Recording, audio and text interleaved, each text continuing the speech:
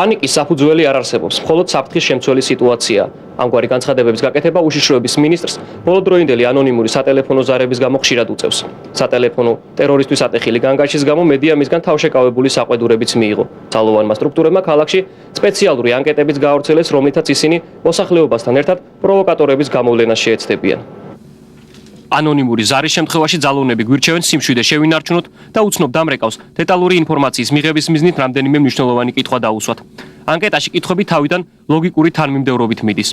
როდის უნდა აფეთქდეს ბომბი, სად მდებარეობს ამჟამად, რას გავს, რისგან შედგება მისი კორპუსი, როგორია და როგორ მოდის იგი მოქმედებაში. ამის შემდეგ უკვე ჩამჭრელი შეკითხვებიც იწყება. თქვენ დააყენეთ ბომბი, რომელზეც პასუხის მიღების შემდეგ დამრიგებლური ტონით ვეკითხებით. რატომ? აი ამ კითხვის შემდეგ ბომბის დადებაში შემჩნეულ დემორალიზებულ უცნობს, რომელიც ვინც იქნებ უკვე ნანობს კიდე ჩადენილ საქციელს, შემპარავი ტონით ვეკითხებით. თქვენი მისამართი. არ არის გამორიცხული, რომ აღელვებულ პროვოკატორს მისამართი დავტყუოთ, თუმცა თუ კი იგი პასუხს არ გვცემს, აქ უკვე სხვა კიდევ უფრო შემპარავი ხასიათის შეკითხვა. თქვენი სახელი და გვარი. ამდენ ფსიქოლოგიურ ზეწოლას კი უკვე ვეღარ უძლებს უცნობი, სახელსა და გვართან ერთად მამის სახელსაც გვეუბნება და საქმეც სანახევროდ გახსნილი გვაქვს.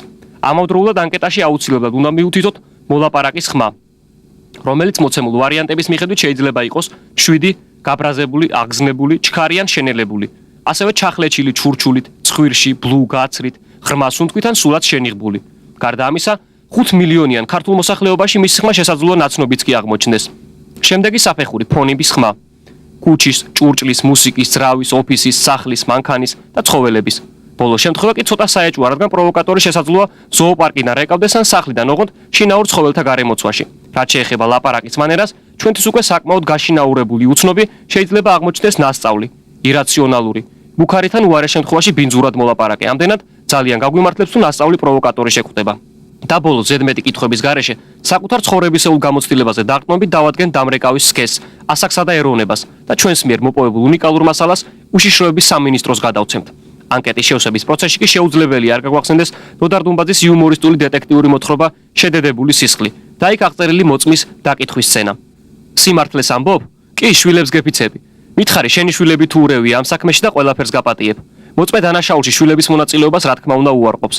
საინტერესოა გაგვიმხელს უარა თავის ვინაობასა და მისამართს ჩვენი უცნობი პროვოკატორი, თუმცა რას კარგად ნათქვამიაც და ბედის მონახევრიაო. დღევანდელი დღის ქრონიკა კი ამგვარია. ბომბი აფეთქდა სატელეფონო კომპანია მაგთის ოფისში, რის შემდეგაც ანონიმური სატელეფონო ზარის ხმა გაისმა 55 სკოლასა და საოლქო სასამართლოში. გავრცელებული ინფორმაციით პირველი ზარი საოლქოში ბომბის არსებობის შესახებ თბილისის პოლიციის სამმართველოში შევიდა.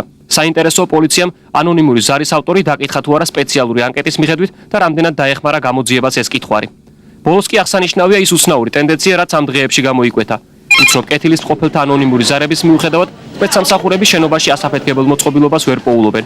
გამაფრთხილებელი ზარის შემთხვევაში კი ბომბი ფეთქდება ლეიბორისტების შტაბ-ბინასთან. მაგთის ოფისთან ტელეკომპანია პირველ არზე კი ცრუ ანონიმური ზარი მხოლოდ იქ მომხდარი ძლიერი აფეთქების შემდეგ გაისმის.